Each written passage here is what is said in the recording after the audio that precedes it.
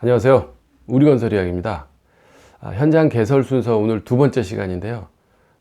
측량, 지난번 1회 때는 가설 사무실 이제 말씀드렸는데, 가설 사무실 다 짓고 나면 측량을 보통 이제 합니다.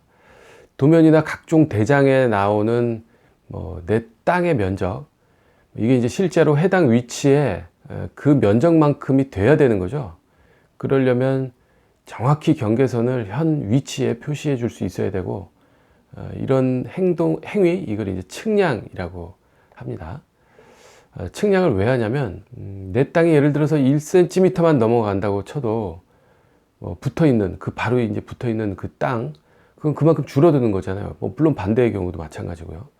그게 상대방 땅일 수도 있고, 도로일 수도 있고, 무엇이든지 간에, 우리나라처럼 땅값이 비싼 나라에서는 재산상의 큰 문제가 이제 발생이 되는 거죠. 그림처럼, 100평짜리 땅이 있다고 가정을 한다면, 100평을 이루는 가로 몇 미터, 세로 몇 미터, 이제 이게 정해져 있을 거잖아요. 이게 이제 정확해야 100평이라고 하는 면적이 이제 나오는데, 내 땅의 재산상 가치가 기록되어져 있는 서류, 뭡니까? 토지 대장, 등기부 등본 이런 거에 100평이라고 이제 기록이 되어져 있을 텐데, 그렇게 이제 한다면, 이렇게 도면이나 대장에 기록되어져 있는 땅이 실제로 100평이 실제로 그 위치에 100평이어야지 되는 거잖아요. 그러려면 지금 보시는 것처럼 1번, 2번, 3번, 4번 이 각 포인트, 이 위치 좌표가 정확하게 있어야 되는 거예요. 그것도 밀리미터 단위까지 정밀하게. 그래야지만 정확하게 내 재산이 형성이 되어질 수 있는 경계가 명확하게 되는 거죠. 이런 거 말고도 법적으로 건물은 도로에서 얼마 이상 떨어져야 돼, 이런 게 법적으로 나와져 있습니다.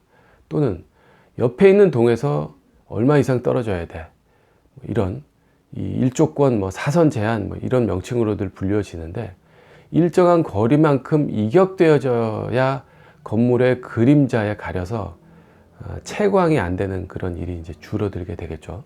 그리고 또 프라이버시도 그만큼 침해가 되는 일이 이제 적어지기 때문에 훨씬 더 쾌적하게 생활을 할 수 있게 되는 거죠. 이런 게 다 측량이 잘 되어야지만 가능한 일인 겁니다.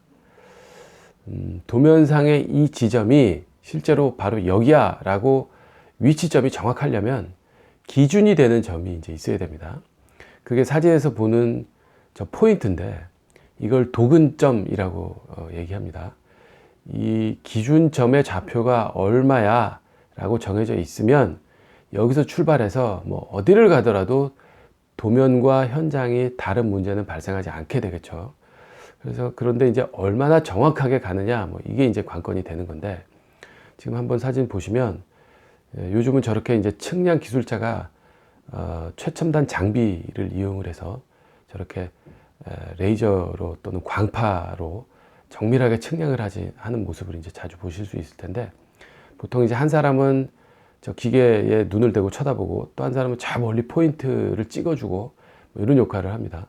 저게 예전에는 그 평판이라 그래서 이제 책상 같은 이런 판 위에다가 연필을 얇게 깎아가지고 그걸로 일일이 그리고 이제 이랬었던 시절도 있었어요. 요즘은 거의 없어졌죠. 저렇게 다 이제 장비를 이용을 해서 저렇게 합니다. 뒤에서 또 설명드리겠지만 한 단계 더 발전을 해서 드론을 이용을 해서 요즘은 또 측량을 하기도 하고 그렇습니다. 아무튼 자, 이거 한번 보세요. 지도상에 이 지점이 실제로 여기야 라고 위치를 표시한 그 점이에요. 지금 빨갛게 저렇게 못으로 때려 박아놓은 저건데, 이 점을 현장의 부지 경계선을 따라서 측량을 하고 저렇게 표기를 이제 해놔 주는 겁니다. 아까 처음에 봤던 1, 2, 3, 4번 저걸 저렇게 이제 빨간색 저걸로 이제 표시를 해준다라고 이제 이해하시면 되는데, 근데 사진처럼 이렇게 넓은 현장의 외곽 경계를 다 돌아다니면서 측량을 하고 표시를 하려면 굉장히 많은 시간과 인력이 이제 소요가 되겠죠. 이 사진도 한번 보세요. 이 사진처럼 현장이 산 같은 경사지에 있는 경우라면 더 힘들 거고요. 저걸 다 돌아다니면서 아까 봤던 그걸 다 표시를 하거나 등고선을 또 찾아내거나 하려면, 그래서 그걸 또 도면화 하려면 엄청난 인력과 시간이 이제 들게 됩니다. 자, 그래서 요즘엔 드론으로 현재의 지질 상태를 입체적으로 촬영을 하는 그런 방법도 있어요. 이게 이제 신문 기사에 난 걸 제가 캡처를 뜬 건데, 신문 기사에 따르면 이 2만 메타 제곱에 해당되는 그 면적, 이걸 측량을 하는데 단 2명이면 된다라고 이제 나옵니다. 한 명은 드론을 날려서 지형 데이터를 수집을 하고요.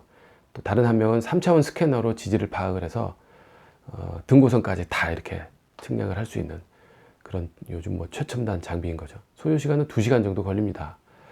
라고 이제 돼 있더라고요. 그렇지 않고 예전 방법을 쓰면 사흘 이상이 걸린다는 거예요.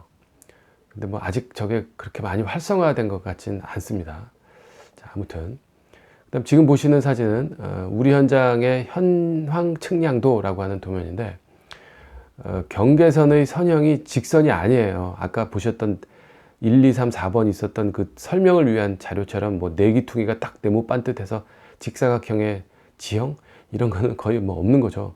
다 경계선이 삐뚤삐뚤 이렇게 뭐 지나가거나 직선이라도 그 다음번에 꺾여서 뭐 돌아간다거나 이렇게 상당히 많이 꺾이게 되는, 그렇다면 포인트가 많은 이제 이런 건데, 저 꺾이는 포인트마다에 다 좌표가 있어야 되는 거예요. 그리고 그걸 다 연결을 해서 대지의 구분을 나타내는 거죠. 그 경계가 나타나는 거예요.